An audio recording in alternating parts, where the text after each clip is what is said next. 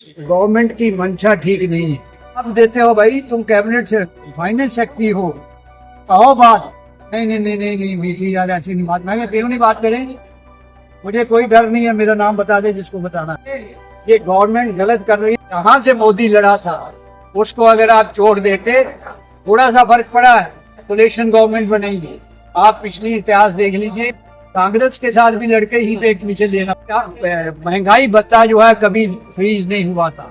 इस गवर्नमेंट ने कोरोना काल का नाम लेके 3 किस्तें हमारी जो है वो फ्रीज की हुई है।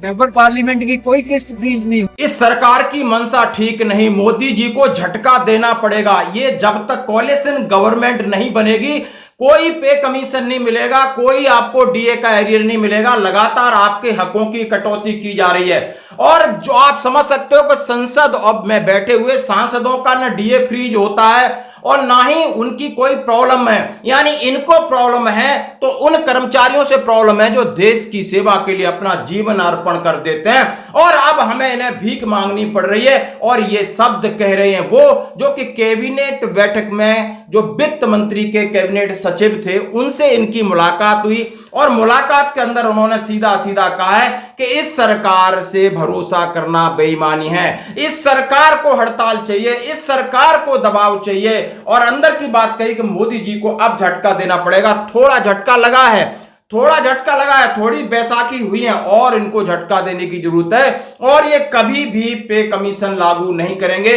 अगले 5 साल तक खींचेंगे, जैसा कि कल सवेरे हमने बताया था। और वैसे ही संसद में पूछे गए सवाल और जैसा कि वीडियो हमने बनाया कि यानी संसद में पूछा कि भाई 8वें पे कमीशन का क्या है, तो सीधा सीधा जवाब दिया, इल्ले कुछ भी नहीं है, हमने सोचा भी नहीं है। मतलब ये नहीं सोच रहे। और इसका मैंने आपको कल शाम को वीडियो आप इसका देख सकते हो कि लोकसभा में क्वेश्चन आंसर हुआ और उसमें आनंद भदौरिया ने सवाल किया था कि whether the government has received representation from various. उन्होंने कहा है कि गवर्नमेंट के पास बहुत सारे लेटर और पत्र आए हैं संगठनों के केंद्रीय कर्मचारियों को, क्या आपने कोई जवाब दे रहे हो? उसके ऊपर मैं बोला हम कुछ नहीं देने वाले हैं। और उसी के संदर्भ में इससे पहले ही जब कैबिनेट की बैठक हुई तब ही उन्होंने मंशा जारी कर दी थी। उन्होंने कहा है कि नहीं, ये कुछ नहीं देंगे, ये अपनी जेबें भरेंगे, अपनी सरकार चलाएंगे, अपने मजे करेंगे, केंद्रीय कर्मचारी भाड़ में जाएं। और 18 महीने डीए का एरियर इनको कैसे पता चल गया था कि उन्होंने देखा आपको कि फरवरी मार्च 2020 में हुआ है, 1 महीने बाद घोषणा कर देते हैं कि 18 महीने डीए का फ्रीज हो गया। आज तक किसी ने नहीं किया। ये सरकार केंद्रीय कर्मचारियों की विरोधी सरकार है। जय हिंद दोस्तों, बिल्कुल बात आप इससे सहमत हैं। आज खबर पे खबर चली आ रही और सीधा सीधा हम आपके बात सामने कह रहे हैं। और हमें 8वें वेतन की स्थापना के लिए अपना आंदोलन शुरू करना होगा। किसी को यह नहीं भूलना चाहिए कि केंद्र सरकार के कर्मचारी शासन की रीढ़ हैं और इसलिए यदि उनका मनोबल गिरता है तो इस सरकार के प्रदर्शन और दक्षता पर गंभीर प्रभाव पड़ेगा। ये श्री कुमार ने निष्कर्ष निकाला। और जब केंद्र के अंदर ये जवाब आए उसके बाद हड़कंप मच गया। उसके बाद सभी परेशान हैं, सकते में बोला हमारी कोई मंशा ही नहीं है। भाई ये भी बोल देते कि नहीं मंशा है, हम आगे कुछ करेंगे, लेकिन उन्होंने बिल्कुल पल्ला झाड़ लिया और साफ बात करते हैं। क्या ओपीएस मिलेगा? नहीं मिलेगा। क्या 18 महीने डीए रेट मिलेगा? नहीं मिलेगा। क्या 8वें वेतन आयोग होगा? नहीं होगा। डीए भी ये कुचल लेंगे, ये डीएवी को भी कुछ लेंगे। ऐसी पॉलिसी लाएंगे, आप देख लेना कि देंगे आपको 10 रुपए, वसूल करेंगे आपसे 15 रुपए। अब ये खबर, केंद्रीय कर्मचारी का कल बजट, आज बजट, वित्त मंत्री सीता निर्मल द्वारा किसी सकारात्मक घोषणा का बेसब्री से इंतजार था, लेकिन उम्मीदें टूट गई, चकनाचूर हो गई। क्योंकि एक दिन पहले यानी कल लोकसभा में सुश्री प्रणीति सुशील कुमार शिंदे ने सवाल पूछा और उनके वित्त राज्य मंत्री पंकज चौधरी ने बताया कि हम पुरानी पेंशन योजना की बहाली के लिए भारत सरकार के पास कोई प्रस्ताव विचाराधीन नहीं है। दूसरा सवाल सांसद आनंद भदौरिया के पूछने पर कि आपके पास इतनी रिप्रेजेंटेशन आई हैं, क्या आप 8 बार केंद्रीय वेतन आयोग के गठन के लिए क्या कर रहे हैं? तो उन्होंने सीधा सीधा कह दिया कि संबंध में श्री कुमार हमारे पास इसका भी कुछ भी नहीं है, हम इस पर विचार ही नहीं कर रहे हैं। 8वें केंद्रीय वेतन आयोग के संबंध में श्री और जो संगठन वहां पर जो सांसद है उन्होंने कहा है महंगाई को देखते हुए 10 साल में एक बार वेतन संशोधन प्राप्त करना केंद्रीय कर्मचारियों का अधिकार है। आज के जीवन की आवश्यकता यानी जिसके लिए समय की जरूरत है, आप इंटरनेट, डिजिटल के मोबाइल और सेपरेशन फैमिली के लिए हमारा अधिकार है, केंद्रीय कर्मचारियों का अधिकार है, पेंशनर्स का अधिकार है। और ये अधिकार संसद में बैठे लोग 5-5, 6-6 पेंशन ले रहे हैं, उनका अधिकार नहीं है। मानव सेवा के नाम पर ये इस तरह कृत्य कर रहे हैं, इनका कोई अधिकार नहीं है। अरबों की अचूक संपत्ति लेके बैठे, इनके सारे अधिकार है, हमारे अधिकार क्यों नहीं है।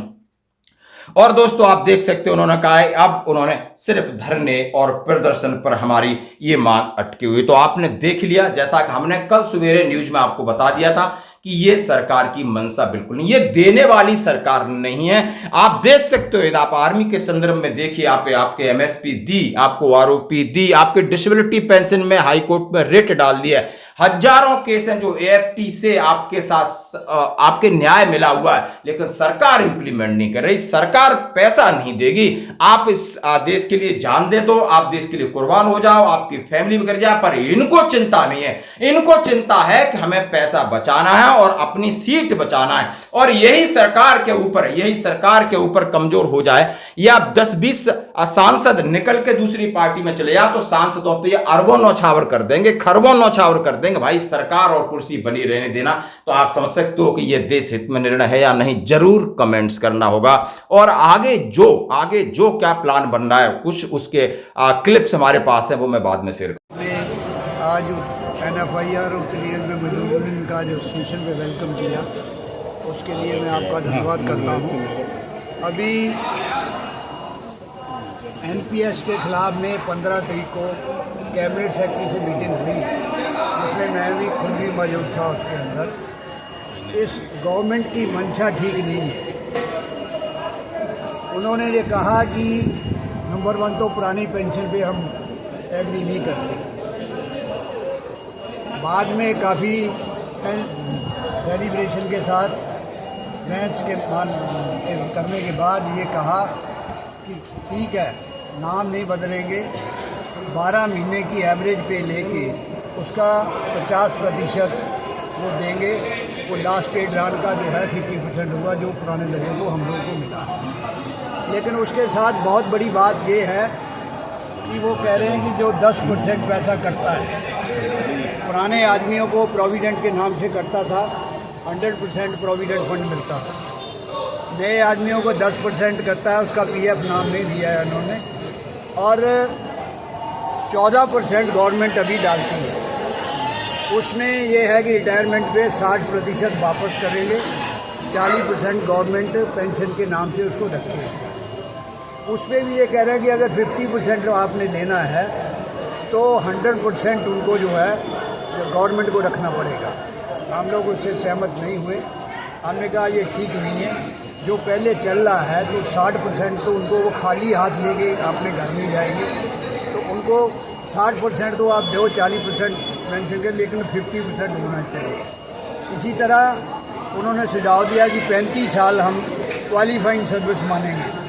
हमने कहा 35 साल नहीं, अभी जो चल रहा है 7वें पे कमीशन तक 20 साल क्वालिफाइंग सर्विस मानता है। तो नेगोशिएशन के बाद वो 25 साल पे आए। और मिनिमम पेंशन वो कह रहे थे कि 5,000 रुपया देंगे। हमने उसको एग्री नहीं किया कि 5,000 रुपया कौन आदमी जो है आज 5,000 रुपये, मियाँ बीवी जो है वो गुजारा कर सकते हैं। आप ज़्यादा, वो भी ओल्ड एज में। लास्ट में काफ़ी कुछ बहस के बाद मिनिमम पेंशन 10,000 रुपया मिलेगी। और इसके साथ साथ कि फैमिली पेंशन, एम्प्लॉई की जब डेथ हो जाती है तो अभी जो पे होती है उसका 30% फैमिली पेंशन मिलता है। वो कह रहे हैं नहीं, हम 5,000 देंगे मिनिमम पेंशन। हमने कहा अभी 7वें पे किसान मिनिमम 9,000 दे रहा है, मिनिमम पे 18,000 है, उसका 50% दे रहा है। तो ये नहीं हो सकता। 10,000 पे ये उन्होंने विश्वास दिलाया देंगे। और 23 तारीख को मोस्ट प्रॉब्ली ये होगा इशू। लेकिन अभी हमारी जो डिमांड है, हमने उसका विरोध किया है। गवर्नमेंट क्या अनाउंस करती है उसके बाद है, मोस्ट प्रॉब्ली ये 3-4 बातें तो वो एग्री करने को तैयार है, 50% देने को भी तैयार है, लेकिन साथ में कंडीशन लगा कि जो अगर ऑप्शन देंगे कि जो 60% रहा करेगा उसको 50% नहीं मिलेगा, उससे कम मिलेगा। लेकिन इस पर हमने सहमति नहीं दी उनको।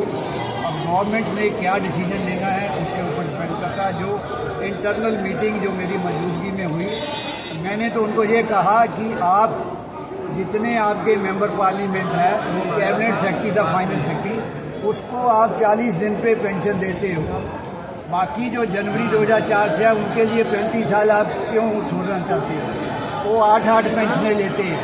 हमारा कर्मचारी एक पेंशन लेता है, वो भी 20 साल की क्वालिफाइंग सर्विस के बाद। वो कह रहा है उनका, मैं कहा आप देते हो भाई, तुम कैबिनेट से फाइनेंस सेक्रेटरी हो, कहो बात। हमारे बड़े नेता जो है ज़्यादा संघर्ष अपने आप को शो करते हैं, नहीं नहीं नहीं नहीं नहीं बीसी यार ऐसी नहीं बात। मैं क्यों नहीं बात करें, मुझे कोई डर नहीं है, मेरा नाम बता दे जिसको बताना है। कि मेंबर पार्लियामेंट के साथ जो देश का हम भी नौकरी करते, हम भी सर्विस करते हैं देश की, वो 5 साल सर्विस करते हैं, हम 60 साल की एज तक सर्विस करके वो हमें लास्ट में जो है मान इज्जत से जीने के लिए एक तरीका बनाया था गवर्नमेंट ने। 1920 से ये बना, 1950 में ये चालू हुआ। इसलिए ये गवर्नमेंट गलत कर रही है। फॉरेन कंट्री में ऐसा है, लेकिन फॉरेन कंट्री के अंदर हर चीज़ को बच्चों की जो है एजुकेशन फ्री है, वहाँ मेडिकल फैसिलिटी फ्री है। जो अगर टैक्स लेते हैं इस तरह के वो पेंशन देते हैं, सारे लाइबिलिटी गवर्नमेंट उसको टॉलरेट करती है। इन तमाम बातों को हुआ और आप पे कमीशन की बात भी हुई है कि पे कमीशन जो है बिठाया जाए। 10 साल हो गए हैं और उसको नाच जान फिर जैसे मेंबर पार्लियामेंट की राज्यसभा की पेंशन होती है, 5-5 आदमी बिठाए हुए हैं, फेडरेशनों को दे के बैठ के आप डिसाइड कर लो। क्योंकि आज जो महंगाई है वो इतनी बढ़ चुकी है, मिनिमम 32,000 रुपया पे होनी चाहिए। इन तमाम बातों को लेकर मीटिंग हुई है। अभी 23 तारीख को क्या ये व्हाट्सएप पे तो बहुत कुछ शो कर रहे हैं, क्या देते हैं, हमें संघर्ष करना ही पड़ेगा। बिना संघर्ष के सबसे ज़्यादा हम लोगों की कमजोरी ये है कि जहाँ से मोदी लड़ा था उसको अगर आप छोड़ देते, थोड़ा सा फर्क पड़ा है, कोलिशन गवर्नमेंट बनी। आप पिछली इतिहास देख लीजिए, कांग्रेस के साथ भी लड़के ही पे कमीशन देना पड़ा था। उन्होंने भी मिनिमम जो है 20% दी थी, उसको 40% लड़के ही करना पड़ा था। जब कोलिशन गवर्नमेंट आई है तभी कर्मचारियों को मिला है। किसी पार्टी को बहुमत से वोट नहीं देना चाहिए, कर्मचारी ही इनको वोट की चोट दे सकते हैं। थोड़ा फर्क पड़ा है, इनको डर है कि जो जिनका सहायता मिली है अगर पीछे हट जाएंगे तो गवर्नमेंट गिर जाएगी। इन फ्यूचर में भी इस बात का हमें ख्याल रखना चाहिए। हम हवा में बह जाते हैं और पीछे भागते हैं। जो कर्मचारियों की बात को सुने, जो ये नई पेंशन स्कीम को ख़त्म करे। कभी भी इतिहास के अंदर ये महंगाई भत्ता जो है कभी फ्रीज नहीं हुआ था। इस गवर्नमेंट ने कोरोना काल का नाम लेके 3 किस्तें हमारी जो है वो फ्रीज की हुई है। मेंबर पार्लियामेंट की कोई किस्त फ्रीज नहीं हुई है। तो इसलिए साथियों जो आगे